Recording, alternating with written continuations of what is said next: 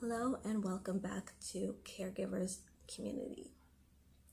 I'm Danielle Gray. This week's topic is how to be a resilient caregiver.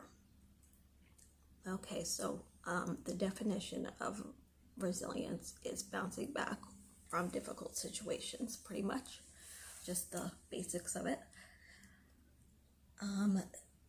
To become a resilient caregiver, I think that it is important that you express your emotions and let them out, regardless of having to stay strong, because this is the point where you are going to be strong. You're going to let out your feelings. You can cry in a car, in the bathroom, scream at a pillow if you have to, take a long walk and scream outside. Do whatever you need to do to feel your feelings for as long as humanly possible, and then that's when you pick yourself up and you can go on.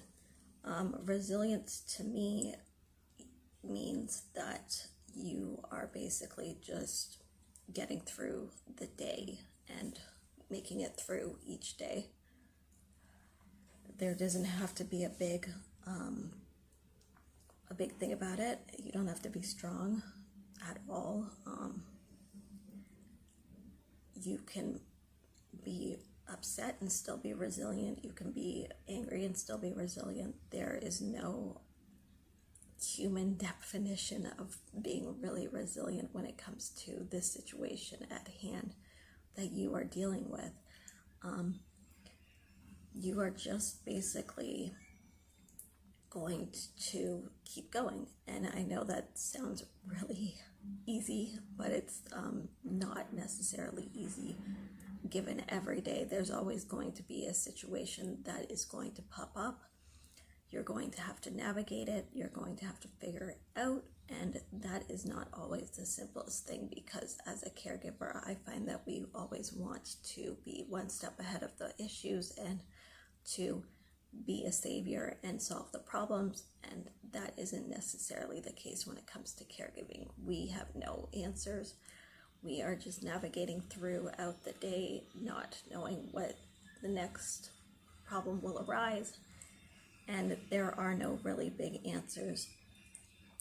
We can only find solutions, and sometimes in that solution we need to express our feelings. Before we get to the solution, we need to feel the feelings that we are in. We need to understand that it's okay to be upset about a situation, to not feel like we are in control or that we have the power to change anything. But once you do get out of that dark space of feeling your feelings, it's not necessarily your dark space, it's just being human. But once you get out of those feelings and you start to find those solutions, then that's when you can actually make a difference. But you have to basically feel your hurt and your sadness before you can move on to the solution. It's not as simple as there's a problem and then you find a solution. In between that, you really have to be upset about certain things, and you have to express those feelings. And you can be angry, you can be sad, you can be mad. There's no limit to how you can have those feelings and have them arise. It's not like you're a bad person for being human, but you're not going to find your solutions until you actually do feel your feelings, because you can't find a solution while you're spiraling. And that, to me, is a resilient caregiver, because we are actually processing our feelings properly, and then we find the solution. And there may not always be a solution, but at least the solution might be just to feel your feelings. And that's okay. I mean, there's not always going to be, in a perfect world,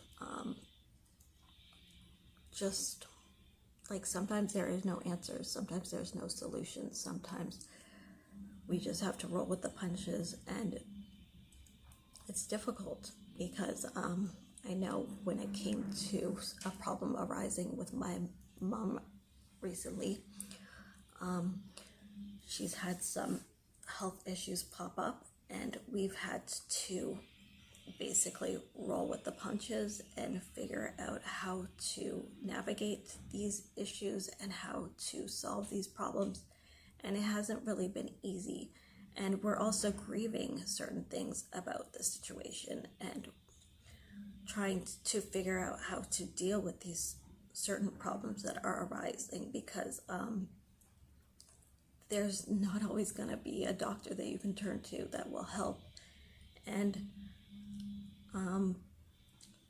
it's just about trying to figure things out on your own sometimes. And sometimes the solutions will work, and sometimes you pray that they work, and sometimes you pray that things will just work out by themselves. But there's always going to be something that pops up in your life, especially as a caregiver, and it's not going to be as simple as going through the motions and trying to solve having the problem pop up and solving the issue at hand. You have to feel the hard stuff and the hard parts too.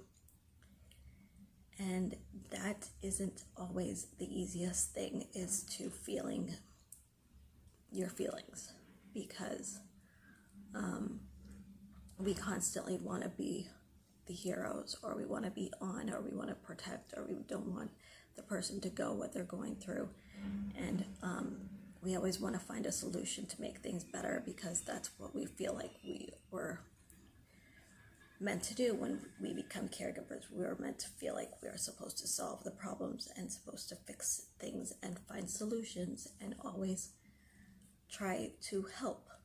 And it's okay if there are no solutions sometimes, and that things can't always be fixed. And it's okay to feel your feelings. Being a resilient caregiver actually is feeling your feelings and making peace with certain things that you cannot change.